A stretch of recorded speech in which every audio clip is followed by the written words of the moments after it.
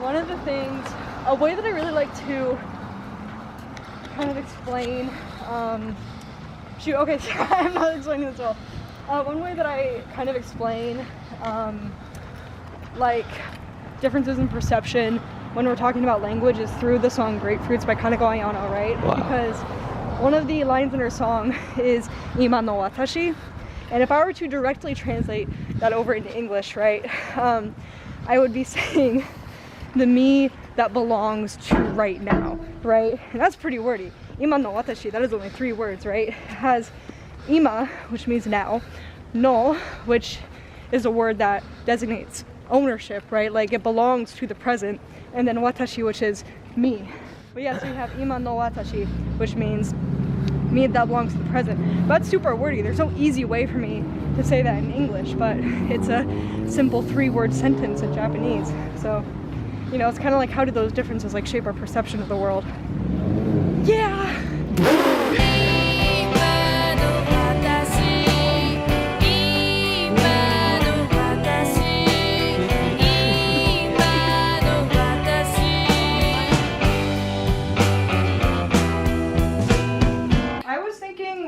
We could do something on women in education and like women helping women in education. Okay. I was thinking that could be good because that's kind of the goal of my club, right? Is to help women get further into research in their education. And it was Helene who inspired me to start the club. She didn't like tell me to do it, but you know, she originally approached me and she was like, hey, you're in college, right?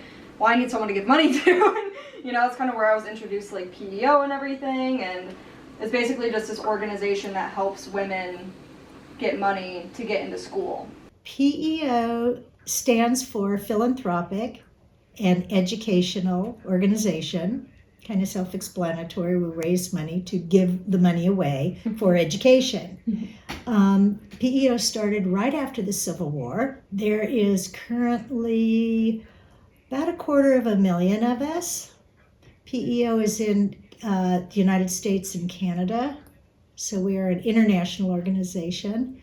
We've just, in international convention, just decided that if you become an expat, you can have a PEO group and you can create a chapter, and we haven't been able to do that before.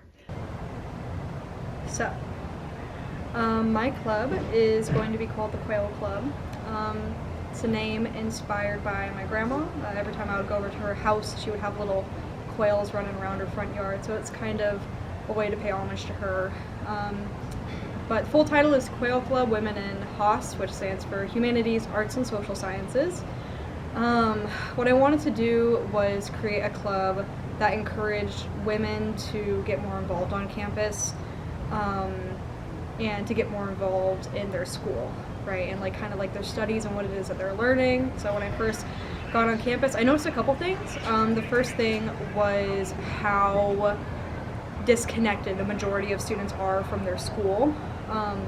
And so kind of like what that looks like is a lot of students just show up on campus, they do their schoolwork, they go home, right? There's like not much that they're actually like there to do.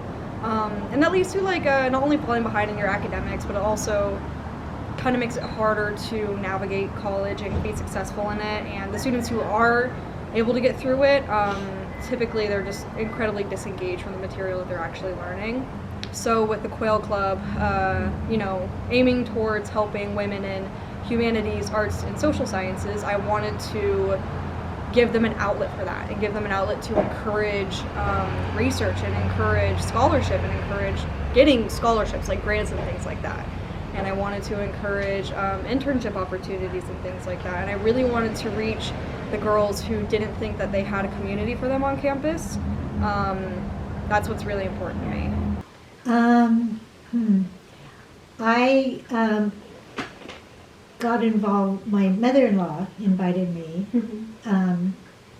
to become a PEO, and I just think it's really important to support particularly women for their education. And I'm in those two programs, the AAUW and the PEO.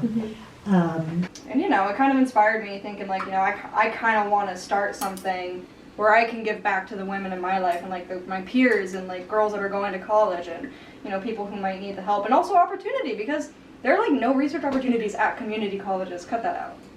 Don't add that. But no research opportunities at community colleges. This is a poster I did. I did mine on grammatical gender, so. I wanted to kind of look at grammatical gender in Spanish and its influence on perception, and I think what's really interesting is that there is a positive correlation between grammatical gender and how it influences our perspective on the male versus female sex. Well, at least in Spanish, not only is there kind of more of a preference towards the masculine in Spanish, like an example of this is how 82% of loanwords in Spanish are assigned the masculine gender, but also cognitively, native Spanish speakers tend to process nouns that start with the masculine at a faster rate than they process nouns that are feminine. So that's one study I want to do. The other study I want to do, which is, it'll be kind of an extension on my research that I just did on grammatical gender, but this is more of a pet project of mine, something that I just find to be really interesting. But I want to do research on grammatical gender and how it compares to languages that don't have grammatical gender. So I just want to really look into, you know, how do these words influence our worldview? And I think there's such a correlation there. I mean, people don't really understand how important language is to cognition. I mean, like how it's essential for human development that we understand and can learn language. It is crucial to our cognition, and really, I think one of the things that, you know, makes us smarter is just how much we can learn language, how much we can understand our world around us. Our perception of our world is dictated by our language, because if we think in our language, that creates guardrails for us. If we don't have the language in, you know, the way we speak to describe an experience of ours, we can't perceive it. It's kind of an old-fashioned idea, but if you educate a woman, you educate the whole family.